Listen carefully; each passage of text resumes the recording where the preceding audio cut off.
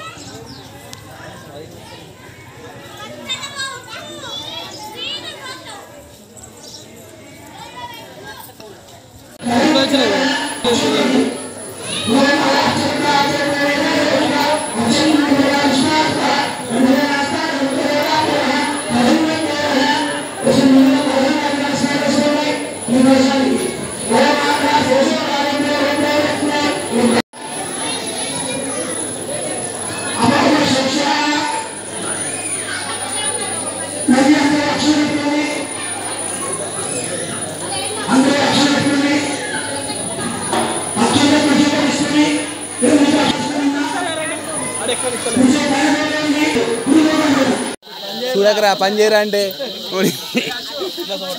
అన్న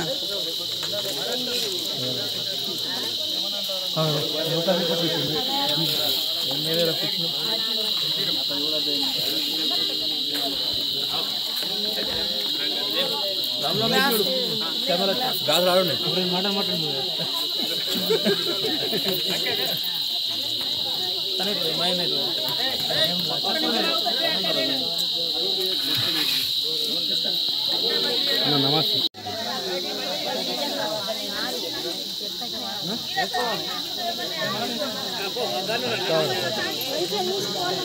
ఒకటి తీస్తా.